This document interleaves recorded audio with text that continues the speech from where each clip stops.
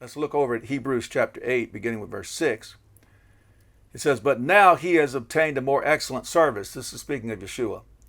"Inasmuch as he is also mediator of a better covenant, which was constituted on better promises." And so the new covenant is cut with the whole house of Israel in the same manner that the original covenant was. We have the same marital vows, the 10 words. We have the additional laws and right rulings, those that we can obey, we do obey. But what's better about this new covenant? What's better is the way that Yah handles the situation with us. In other words, how he provides for us what we need to be successful. He doesn't want another failed marriage like the first one. So he's going to give us everything we need to be successful within the marriage. Look at verse 7. "For if that first covenant or that first marriage arrangement had been faultless or without fault, then no place would have been sought for a second." So if there hadn't been issues with the first one, then there wouldn't be any need for a second one.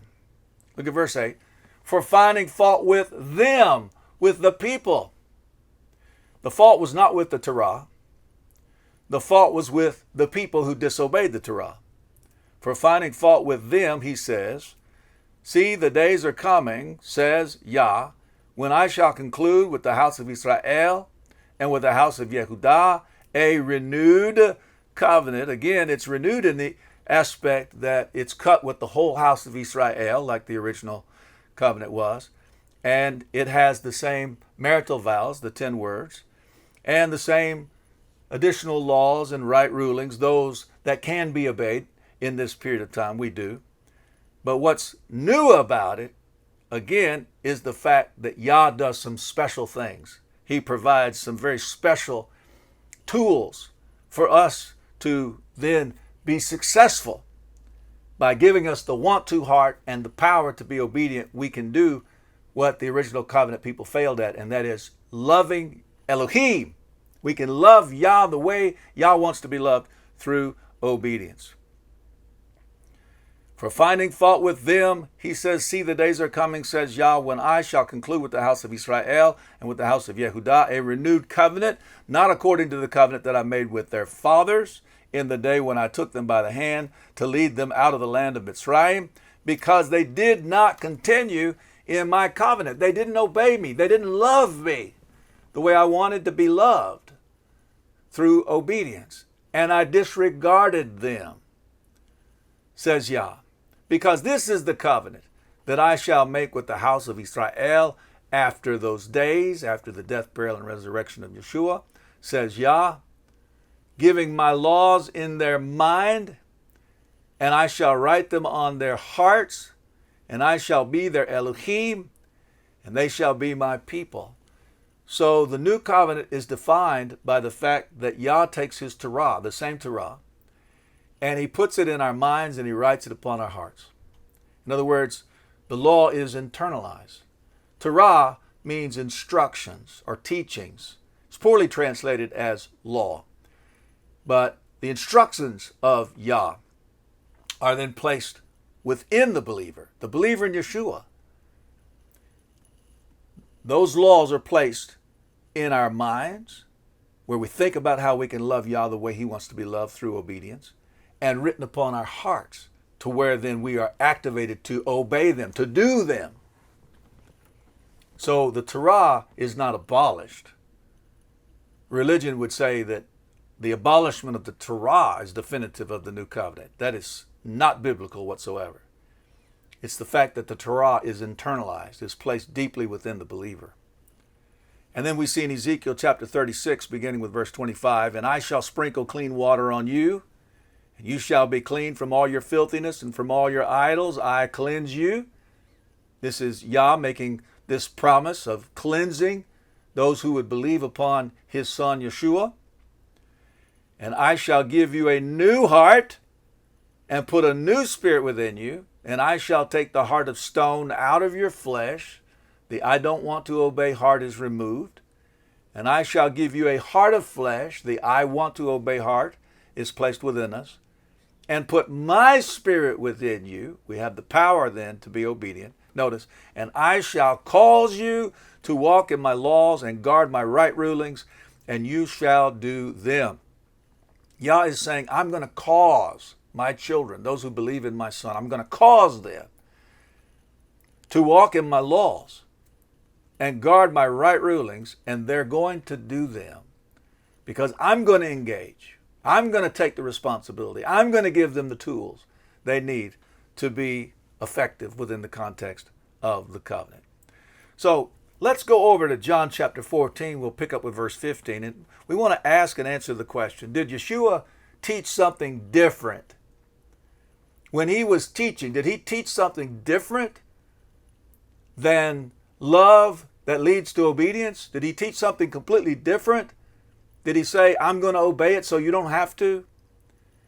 Is the message of love obedience abolished? Has it been changed? Let's find out. Yeshua said in John 14:15, if you love me, you shall guard my commands. He is echoing what Yah said in the Torah. Yah said these things in the Torah. We just read many of those passages where Elohim was saying, if you love me, you'll obey my commands. Now, Yeshua didn't come to bring anything new. He came to reflect and to represent the Father. He said, the words that I speak are not my own. They're the words of the one who sent me. And so Yeshua is reflecting what the Father has already said. He was the ultimate teacher of Torah.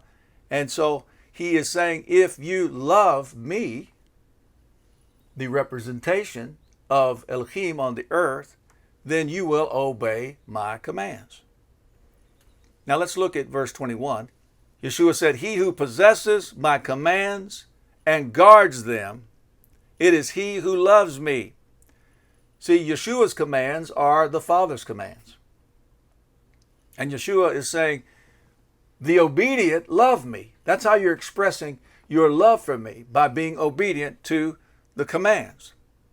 And he who loves me shall be loved by my Father. My Father is going to love the obedient.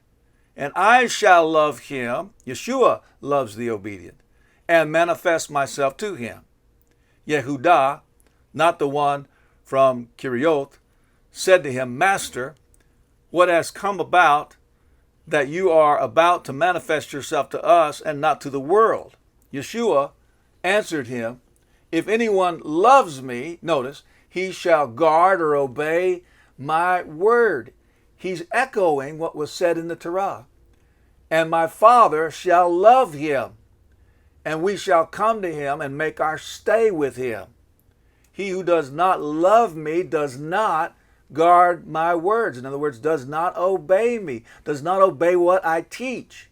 Again, Yeshua didn't bring anything new. He was teaching what the Father had already said. He was teaching his Father's words. And the word which you hear is not mine. It's not something new. It's not something I made up, but of the Father who sent me. John 14, beginning with verse 30. I shall no longer talk much with you, for the ruler of this world is coming, and he possesses none at all in me. But in order for the world to know that I love the Father. How's the world going to know that Yeshua loved the Father? And that as the Father commanded me, so I am doing. See, his love is expressed through his obedience. And love is always expressed through obedience. You cannot say, I love Elohim and not obey him. You can say it, but it's not true. The only way you love Elohim is to obey Elohim. Yeshua said, but in order for you to know that I love the Father, and that as the Father commanded me, so I am doing, rise up, let us go from here. Obeying the Father's commandments is the expression of love to the Father. John chapter 15, verse 9, as the Father has loved me, I have also loved you. In the same way the Father loved me, Yeshua says, I love those who follow me. Stay in my love. If you guard or obey my commands, you shall stay in my love, even as I have guarded my Father's commands and stay in his love. What commands did Yeshua obey of his Father's? All of them. The commandments of Torah. He had the perfect example of obedience. And he says here, I stay in my Father's love because I obey his commands. He's saying, if you obey what I teach, you shall stay in my love also. And then let's go to Matthew chapter 5. We'll pick up at verse 17. Yeshua said, do not think that I came to destroy the Torah or the prophets. I did not come to destroy, but to complete or to fulfill or to fill full. In other words, to raise the bar. So murder is no longer just the act of the hand under the new covenant. The action of murder, it's the attitude of the heart. If you hate your brother without a cause, you've in essence murdered him. Adultery is no longer just a physical act. If you have lust in your heart, then you've committed adultery already in your heart. So the standard has not been abolished. It's not been diminished. The standard has been raised. The bar has been raised. So he fills it full. Do not think I came to destroy the Torah, the prophets. I did not come to destroy, but to complete or to fulfill or fill full.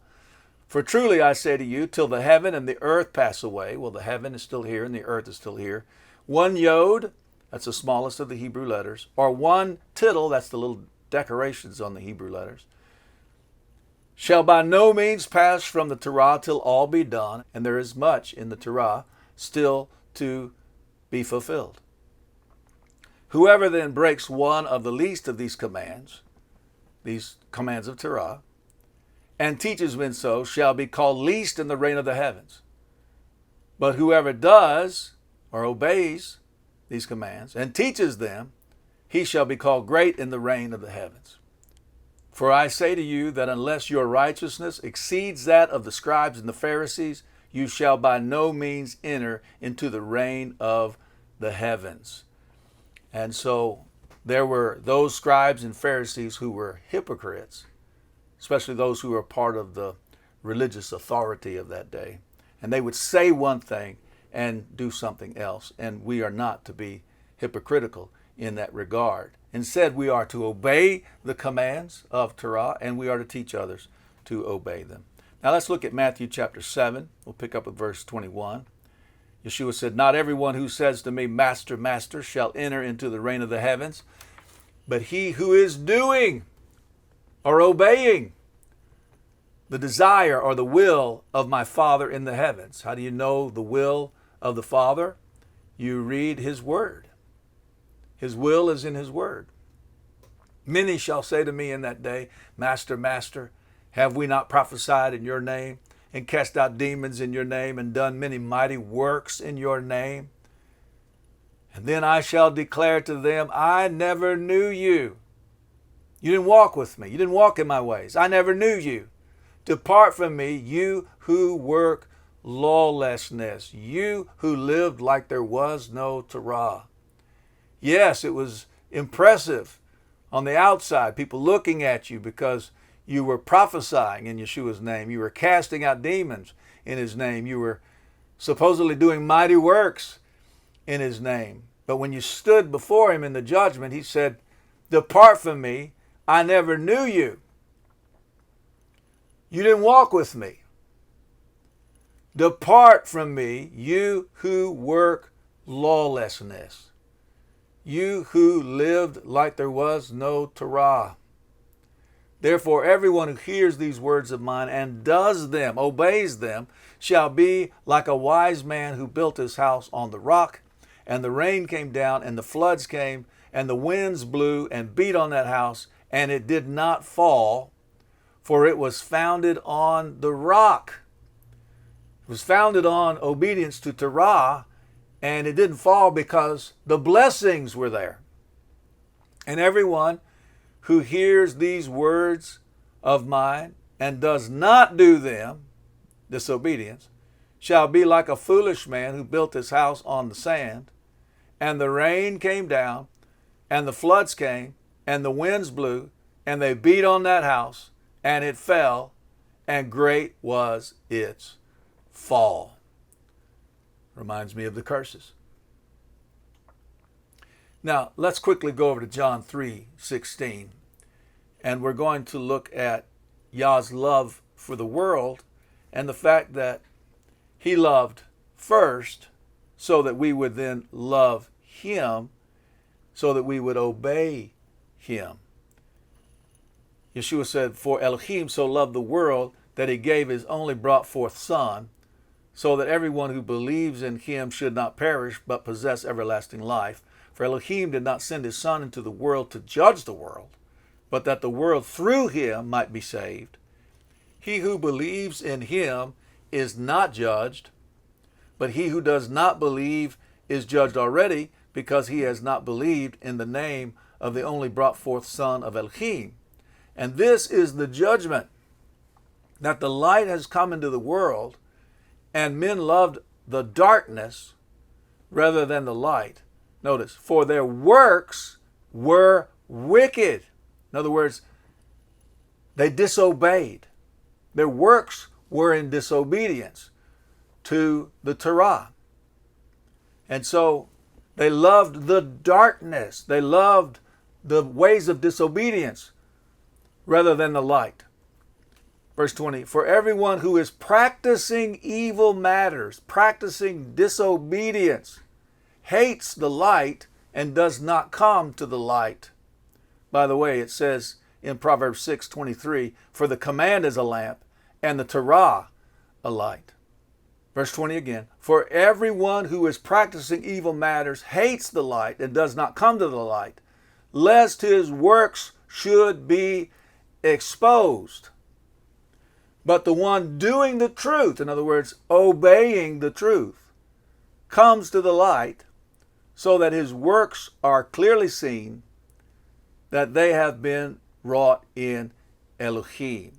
And so it's about what we do. Yes, we believe in Yeshua, but it is a belief then that produces obedience.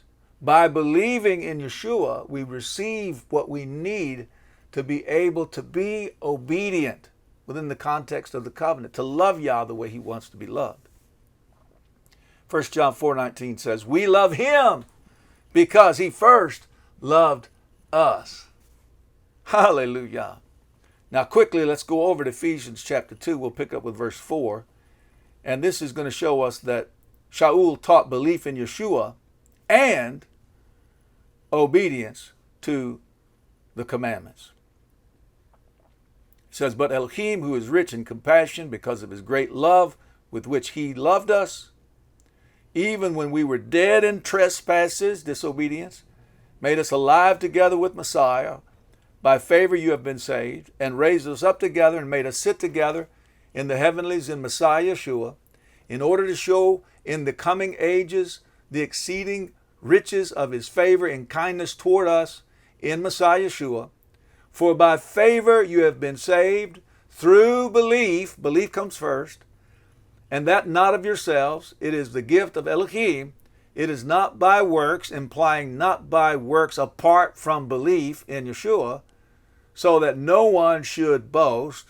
For we are his workmanship, created in Messiah Yeshua, notice, unto good works. We believe, when we believe, we are created in Messiah Yeshua, but it's with purpose. And that purpose is to perform good works. Unto good works. Good works are defined by Torah, which Elohim prepared beforehand that we should walk in them. So the Torah came beforehand. And then Yeshua followed. And so now righteousness comes through belief in Yeshua. And we are created in Messiah Yeshua with purpose. And that purpose is to obey the commandments. James chapter 2, verse 14. My brothers, what use is it for anyone to say he has believed but does not have works? this belief is unable to save him. And if a brother or sister is naked and in need of daily food, but one of you says to them, "Go in peace and be warmed and filled," but you do not give them the bodily needs, what use is it? You can't just talk the talk, you have to walk the walk. So also belief, if it does not have works, is in itself dead. Verse 24, you see then that a man is declared right by works and not by belief alone. It takes belief and works. Verse 26, for as the body without the spirit is dead, so also the belief is dead without the works. And so we see a consistent message of we must love Elohim the way Elohim wants to be loved, through obedience to his instructions, his teachings, his Torah.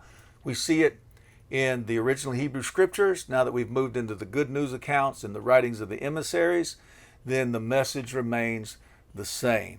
Go with me over to 1 John chapter 2. We're going to pick up with verse 3. And this is going to tell us how love for Elohim is perfected. How is it perfected in believers? He says, by this we know that we know him if we guard his commands. The one who says, I know him, and does not guard his commands is a liar, and the truth is not in him. But whoever guards his word, truly the love of Elohim has been perfected in him. By this we know that we are in him. The one who says he stays in him, speaking of Yeshua, ought himself also to walk even as he walked. And Yeshua walked in perfect obedience. That's the bar. We should walk as Yeshua walked. And he lived in perfect obedience. All right, let's go over to 1 John chapter 2. We'll pick up with verse 15. This is going to tell us not to love the world. Don't love the world, but love Elohim. Do not love the world, nor that which is in the world. If anyone loves the world, the love of the Father is not in him. Because all that is in the world, the lust of the flesh, the lust of the eyes, and the pride of life, is not of the Father, but is of the world. And the world passes away, and the lust of it. But the one, notice, doing the desire of Elohim remains forever. The one obeying the commandments of Elohim remains forever. Now, let's go a little deeper in this. 1 John chapter 5, verse 3. What is love for Elohim? Well, we've been defining it throughout this entire message, but this is going to also support what we've been saying. For this is the love for Elohim. What is it? That we guard his commands, and his commands are not heavy. So the Torah itself says the Torah is not too hard to do. The commands are not too hard to do. And we see here Yochanan echoing that in the Torah. He's echoing that statement by saying, for this is the love for Elohim. If you want to know how to love Elohim, this is how you do it. That we guard his commands, and his commands are not heavy or not too hard to do. Now, let's look at the rewards that come to those who love Elohim. We're going to start with Revelation chapter 19 and begin with verse 5. It says this, and a voice came from the throne saying, praise our Elohim, all you his servants, and those who fear him, both small and great. And I heard as the voice of a great crowd, as the sound of many waters, and as the sound of mighty thunder, saying, Hallelujah! For Yah El Shaddai reigns. Let us be glad and rejoice and give him praise. For the marriage of the Lamb has come, and his wife prepared herself. Hallelujah. In other words, performed teshuvah, turned away from disobedience, turned to obedience, and began to live a life of righteous works. And to her it was given to be dressed in fine linen, clean and bright, for the fine linen is the righteousnesses, the righteous acts of the set apart ones. In other words, the obedient acts. And he said to me, write, blessed are those who have been called to the marriage supper of the Lamb. And he said to me, these are the true words of Elohim. Only the obedient will be called to the marriage supper of the Lamb. Now let's look at Revelation 21, beginning with verse 1. And I saw a renewed heaven and a renewed earth. You may know it as the new heaven and the new earth. For the former heaven and the former earth had passed away, and the sea is no more. And I, Yohanan, saw the set-apart city, renewed Jerusalem, coming down out of the heaven from Elohim, prepared as a bride adorned for her husband. And I heard a loud voice from the heavens saying, see, the booth of Elohim is with men, and he shall dwell with them, and they shall be his people, and Elohim himself shall be with them and be their Elohim, and Elohim shall wipe away every tear from their eyes. Again, covenant love coming to his people, to those who were obedient to his commandments. And there shall be no more death, nor mourning, nor crying, and there shall be no more pain, for the former matters have passed away. And he who was sitting on the throne said, see, I make all matters new. And he said to me, write, for these words are true and trustworthy. And he said to me, it is done. I am the Aleph and the Tau, the beginning and the end. To the one who thirsts, I shall give of the fountain of the water of life without payment. The one who overcomes shall inherit all this, and I shall be his Elohim, and he shall be my son. But as for the cowardly and untrustworthy and the abominable and murderers and those who whore and drug sorcerers and idolaters and all the false, their part is in the lake which burns with fire and sulfur, which is the second death. And so to the obedient, you inherit all of these wonderful blessings and these rewards that come to you. To the disobedient, then what you receive is your part in the lake which burns with fire and sulfur. And so these are the great eternal rewards for those who love Elohim the way he wants to be loved, through obedience. This is the outcome of your walk with Elohim in love, in obedience.